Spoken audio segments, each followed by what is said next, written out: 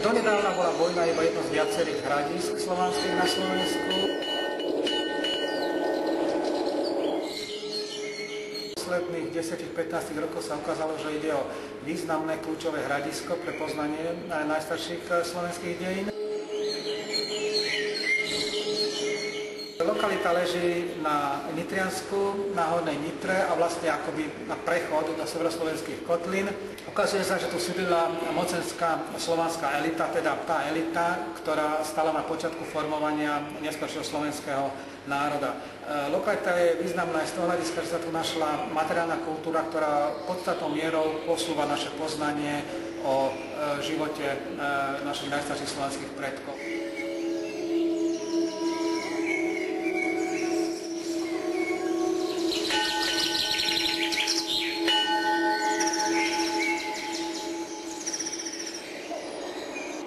Stále odkrýva nejaké nové informácie, čo možno tak najviac archeológov alebo teda aj odbornú verejnosť prekvapuje na Bojnej. No ale to, čo Bojna je schopná vydať, vlastne začala vydávať vďaka výskumu Archeologického ústavu Akadémie vied v Nitre.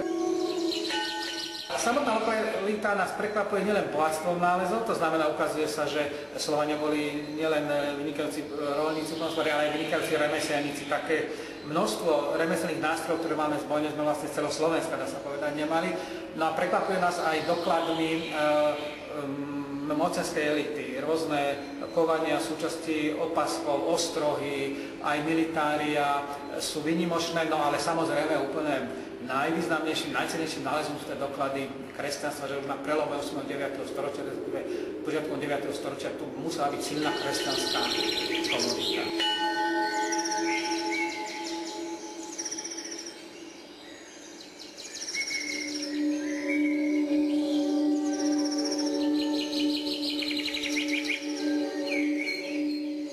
Cenné sú tie remeselnícke nástroje, vidíme, na akej úrovni bolo spracovanie dreva u Slovanov, to môžeme povedať, že doteraz sme nemali až takúto predstavu. Takisto rôzne kovania železné z drevených súčastí, či už vozov alebo truhlí, iných zariadení.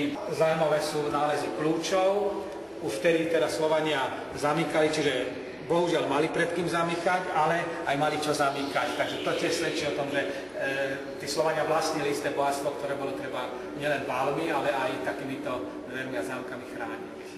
Napríklad takáto úplne obyčajná reťaz, ale pre ten prelom 8. a 9. storočia je to takisto cenný nálezy na spracovanie dreva, odporovania a samozrejme aj napríklad takýto hrebeň na spracovanie vlny. To sú všetko cenné nálezy, o ktorých sme dotedy príliš veľa nevedeli. No, ojedinelý nález na Slovensku vlastne vôbec druhý, ktorý na Slovensku máme takýto železný kotol.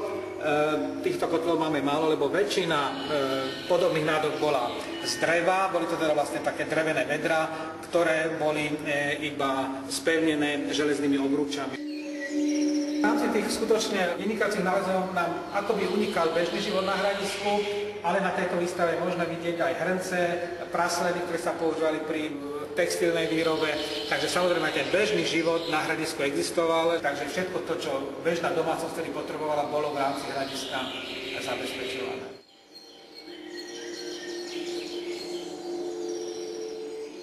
Slovania nemali rozvinutú monetárnu sústavu, to znamená nerazili mince a ako ekvivalent hodnoty slúžili takéto železné jazykovité alebo sekerovité hrivny. Hrivny mali svoju váhu, to znamená, že bolo niekoľko skupín hrivien a podľa toho sa potom aj určovala hodnota. Taký váš odhad, že mám takýto vejar hrivien, čo by som si možno za to mohla kúpiť? No určite viac ako jeden obed.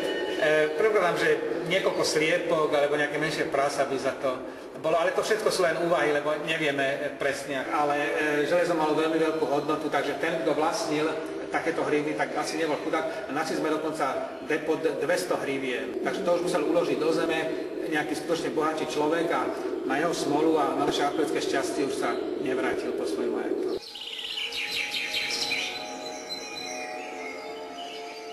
Tu je zachovaný nález depot hrivien v takej situácii, aké boli nájdené. To bolo pekné, že to bolo prerastené koreňmi, tak výskumníci v čele s doktorom Pietom tento nález nechali tak. A vidíte, že hryby sa neušetrené dokonca, teda to je in situ situácia, tak ako boli nájdené.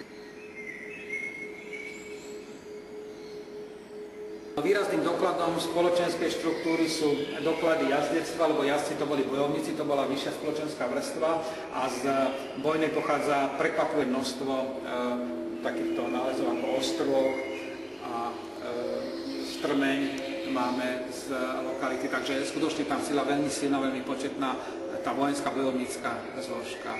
Súčasťou vojenstva boli samozrejme zbrane, zaujímavé sú nálezy krúžkového brnenia, to je úplne unikátne v rámci slovanského obdobia a veľké množstvo streliek.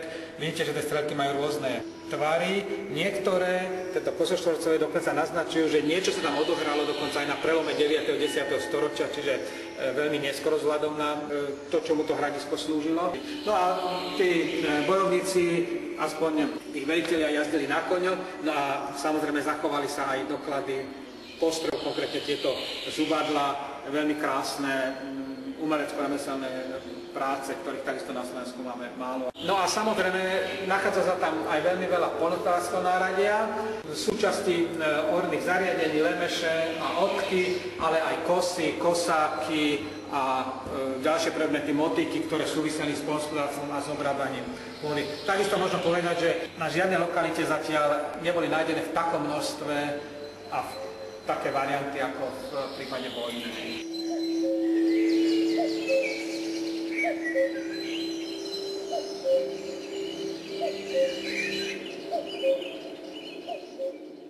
Z unikátnych nálezov, nielen v rámci Slovenska, ale v rámci celej Európy, to je jeden z najstarších zvonov, ktorý z Európy poznáme, sa zachoval. Vidíte, že tie zvony boli menšie ako sú dnešné, asi boli iným spôsobom upevnené, to sme sa pokúšali takým spôsobom riešiť. No a je to teda svedectvo toho, že v tom čase už bola tam kresťanská komunita, že tam bol kresťanský kostol.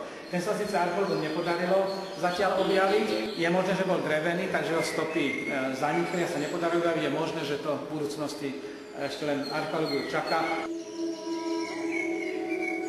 No a tu sú súčasti mečov, teda súčasti upevnenia mečov, na čelo rôzne veľmi cenné nákončia s opaskou, teda ozdoby opaskov, ktoré samozrejme nemohol nosiť obyčajný človek, ale nosili to len príslušníci elity a šlachty. A to množstvo, v ktorom sa to tu nachádza, tak to hovorí o tom, že skutočne tam bola veľká početnosť šlachtických príslušníkov, takže to skutočne bola vlastne slovanská elita.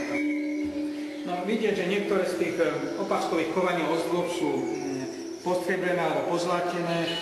Každý z nich je istým spôsobom unikátny nález a dokladom toho, že sídlili aj ženy na hradisku, sú tieto prívesky. Samozrejme, že ten ženský šperk je vo veľa menšej miere zachovaný alebo doložený zatiaľ ako mužský šperk, ale zrejme sa tam prejavila predovšetkým tá mocenská zložka, tá bola teda viazaná na mužov. Čiže ženy sa menej zdobili? Pravdepodobne ženy sa menej zdobili. Máme z iných lokalít z pohrebisk ženské hroby so zlatými náušnicami a tak ďalej. A toto sme tu nezachytili, aj keď treba povedať, že zlato sa nestrácalo tak ľahko ako povedzme tieto predmety. Takže my vlastne v rámci tej lokality nachádzame len to, čo stratili tí ľudia. Kým hroby, tam je to, čo úmyselne dali.